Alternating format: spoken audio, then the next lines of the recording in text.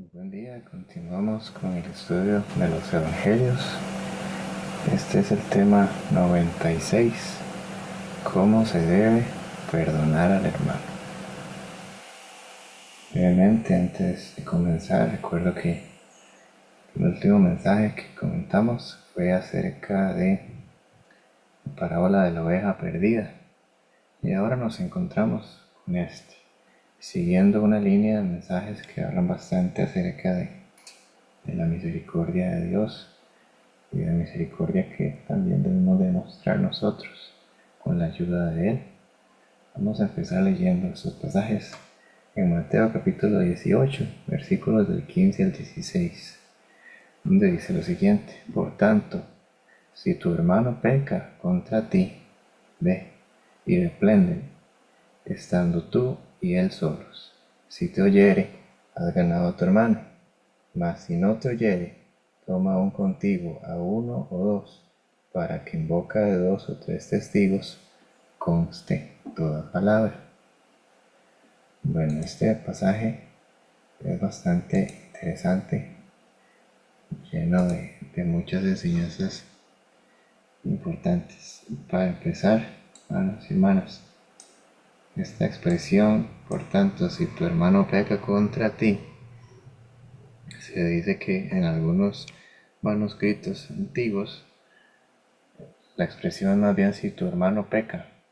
No se limita a decir contra ti, porque entonces estaríamos hablando de un caso de que se debe aplicar la disciplina siempre y cuando sea algo que te haya afectado a ti. Se debe buscar restaurar al hermano solo si es algo que te afectó a ti. Y en realidad, pues, esto está en algunos manuscritos de la forma de si tu hermano peca contra ti, en otros como si tu hermano peca, pero independientemente de la manera, creo que es igual correcto y es bíblico pensar en intentar restaurar y ayudar a un hermano que peca, aunque no haya sido contra ti, y si es contra nosotros, pues aún con más cuidado, ¿verdad? Porque debemos de mostrar el perdón con ayuda del Señor. Entonces, dice, ve y reprende estando tú y él solos. Entonces, hay diferentes etapas de este proceso de disciplina. Primero es tú y él solos. Entonces, cuando un hermano cuando un hermano peca contra ti, cuando ha hecho algo incorrecto, algo indebido delante del Señor,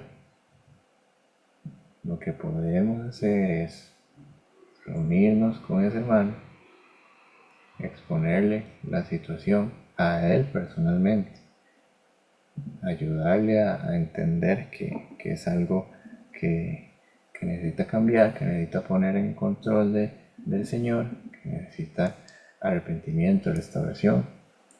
Y aquí dice, si te oyere, has ganado a tu hermano, por decirlo así. Si él atiende al consejo, a la reprensión, entonces va a volver al camino. Y si vuelve al camino o si se reconcilia contigo, pues ya ese, ese conflicto personal que puede tener contigo o esa distancia que puede tener en su relación con Dios se acorta. Entonces estarías ayudando a tu hermano, has ganado a tu hermano. Eso es lo que significa esta frase. Pero vemos que este asunto se maneja con mucho cuidado. Que también la Biblia nos habla acerca de los peligros de la lengua, del chisme, ¿verdad? Entonces, no se recomienda, no es prudente, si un hermano peca contra nosotros, o si un hermano peca en general, contarlo primero a personas que no tienen que ver en el asunto, personas quizás cercanas, pero no decirle nada al hermano o hermana y hablar a espaldas, ¿verdad? Hablar sin que él lo sepa, sin que él lo entienda, y exponerle frente a otras personas no es algo correcto, no es algo ético ni algo bíblico. Entonces, pero en el caso de que el hermano o la hermana no quiera corregir su conducta, no quiera buscar restauración, entonces dice toma uno o dos o tres testigos para que puedan entender la situación, porque en ocasiones podemos estar sesgados, podemos creer que un hermano pecó contra nosotros o pecó en general o que está haciendo algo mal, y quizás es que lo estamos malinterpretando, quizás es que estamos fallando ahí en entender bien la situación, estamos ignorando factores, estamos ignorando cosas, y de repente con la ayuda de otros hermanos puede haber más claridad de cuál es la situación, de cuál es el error, de en qué necesita ser restaurado el hermano, de por qué no está permitiendo ser restaurado. Pero ya con la ayuda de dos o tres testigos, pues hay más claridad, hay más evidencia, hay más respaldo, por eso es necesario. Pero igualmente se mantiene un, un debido cuidado por, por la persona y por su corazón de no exponerlo frente a muchas personas. Ahora viene los siguientes pasajes, los pasajes del 17 al 18, donde dice: si no los oyere a ellos, dilo a la iglesia, y si no oyere a la iglesia, tenle por gentil y publicano. De cierto os digo que todo lo que atéis en la tierra será atado en el cielo, y todo lo que desatéis en la tierra será desatado en el cielo. Aquí viene como el tercer paso, el paso ya más definitivo, cuando dice que si ya no oyere ni a ti ni a los testigos, entonces dilo a la iglesia, dilo a la congregación. Y si no oye a la iglesia, tiene por gentil y publicano, o sea, no lo consideren más como un hermano, como parte de la comunidad. Esto puede ser chocante, hermanos y hermanas, pero tenemos que entender correctamente el contexto y cuál es la intención detrás de esto. No es el hecho de expulsar a una persona de la iglesia, no es el hecho de rechazarlo, no es esa idea de que la persona siente que ya no puede acercarse al Señor, nada de ese tipo de cosas, sino que es más bien un acto de misericordia, un acto de justicia y un acto que busca mantener la pureza de la iglesia. Porque si hay un hermano, una hermana dando mal testimonio en una iglesia, en una congregación, pues lo mejor es que no esté ahí, porque está afectando toda la relación que tienen otras personas con la iglesia. Porque si un hermano, por ejemplo, está debiendo a diferentes personas y no les está pagando lo, el dinero necesario, entonces puede ser que esa persona diga: pero yo creo que esa iglesia local está llena de ladrones, por ejemplo, porque ahí asiste esa persona y esa persona a mí no me ha pagado. Así como con otras situaciones incorrectas, otras situaciones que no son éticamente correctas, moralmente correctas delante de Dios, que pueden manchar el nombre de una iglesia local, de un grupo de hermanos.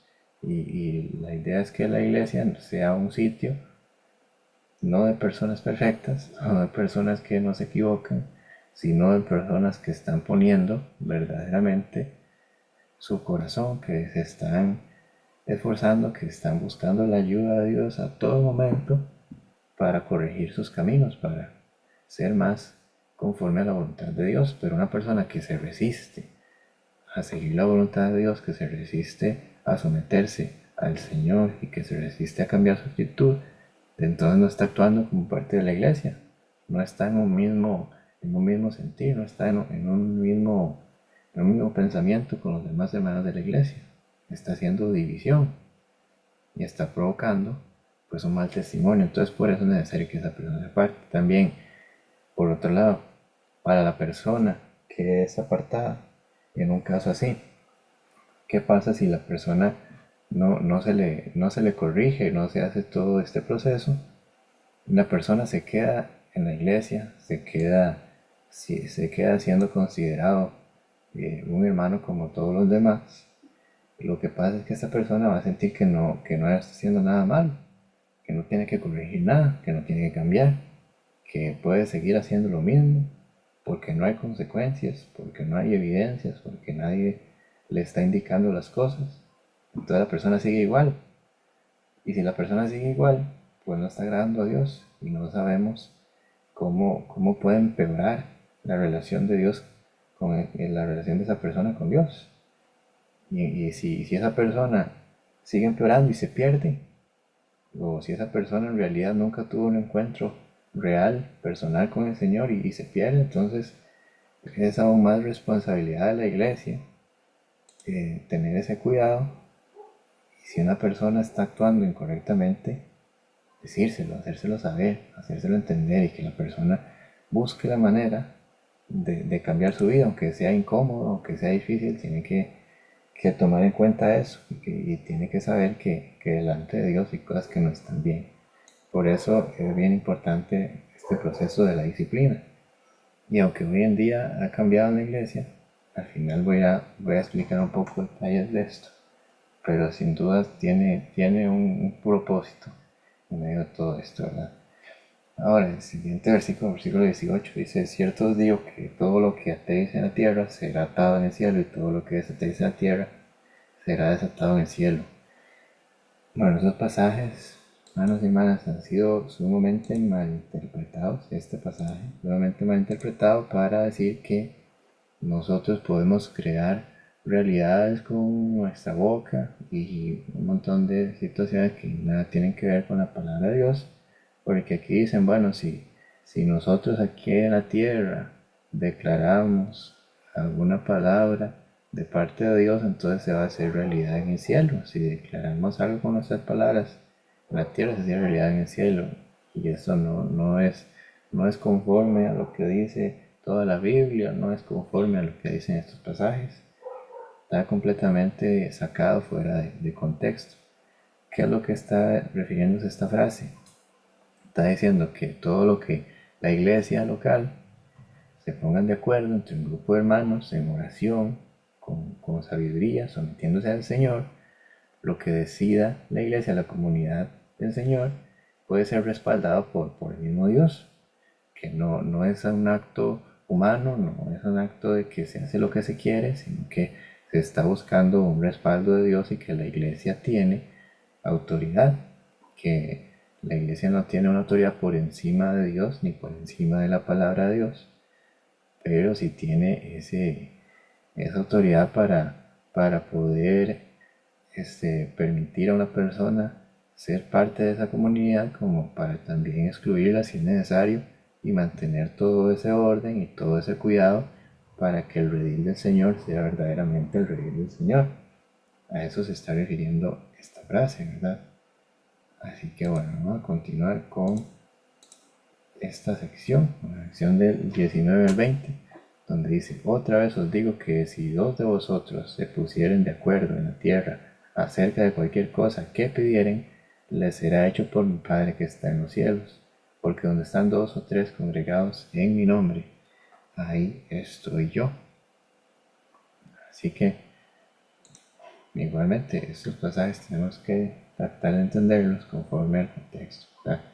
Y dice: si nos ponemos de acuerdo, si en la iglesia local se ponen de acuerdo, ustedes pidan al Padre en mi nombre, les será hecho. Aquí el Señor está de nuevo enfocándose en la importancia de todo lo que es la oración en conjunto, en grupo, la oración entre hermanos en la iglesia, que es muy importante. Muy importante la unidad. La unidad en el mundo es algo muy difícil, porque las personas que no respetan al Señor, que no conocen al Señor, buscan su propio interés, su propio beneficio siempre. Y es difícil estar de acuerdo unos con otros. Pero en la comunidad de la fe, pues sí, deberíamos de ponernos de acuerdo, con la ayuda del Señor, ponernos de acuerdo y rogar al Padre para que se hagan las cosas conforme a su voluntad. Y podemos pedir, ¿verdad?, conforme a lo que el Señor quiere, ¿verdad?, conforme a su voluntad será hecho. Y aquí el Señor dice: donde están dos o tres congregados en mi nombre, ahí estoy yo en medio de ellos, ¿verdad? Para representar que la iglesia local no es cuestión de números, no es cuestión de cuántas personas hay ahí, sino de cuánto respeto, cuánta devoción hay ahí para el Señor, y que el Señor respalda su obra, respalda su iglesia, independientemente de los números. Y para cerrar estos pasajes, en esta sección donde Dícenos la palabra en el versículo del 21 al 22, dice: entonces se le acercó Pedro y le dijo: Señor, ¿cuántas veces perdonaré a mi hermano que peque contra mí? ¿Hasta 7? Y Jesús le dijo: no te digo hasta 7, sino aún hasta 70 veces 7. Esto pues claramente haciendo referencia a que no hay un límite para perdonar al hermano. Incluso se dice que el límite dentro de la cultura judía, la cultura de ese tiempo, era mucho más limitado. Era, era incluso menos veces. Incluso aquí Pedro, al decir 7 veces, pues es un asunto, está como siendo un poquito más amplio de la regla general. Pero Jesús va mucho más allá y dice: no, hasta 70 veces 7. No debemos de dejar de lado toda la misericordia que el Señor nos ha tenido y toda la misericordia que podemos demostrar. Misericordia con amor, porque no es amor tratar a un hermano con amabilidad, con decirle que todo está bien, con palabras vacías. Si ese hermano necesita ser confrontado con su pecado, entonces hay que saber confrontar, pero confrontar con amor. Todo esto nos lo enseña la palabra de una y de otra forma. Así que bueno, hay mucho más que compartir acerca de estos padres, pero el tiempo ya se está haciendo bastante acortado. Si puedo decir, ¿verdad? Mencionando otros ejemplos bíblicos de disciplina, vemos en Hechos del capítulo 5, versículos del 1 al 11, caso de Ananías y Zafira, en la iglesia de Corinto, en primera de Corintios 5, del 1 al 13. Cuando Pedro es arrepentido por Pablo, en Gálatas 2, del 11 al 14, en Hechos 6, del 1 al 6 hay un conflicto por la distribución de los alimentos. En la iglesia primitiva también se ven casos de disciplina, entonces tenemos que buscar, hermanos, que la iglesia sea un lugar también de corrección, un lugar para hablarnos con verdad, y la verdad en amor, en el nombre del Señor. Así que bueno, cada 15 días, si Dios quiere, habrá un mensaje bíblico y nuevo contenido cristiano que viene en proceso. Suscríbete, a tu like, comparte el video si te gustó. Dios te bendiga.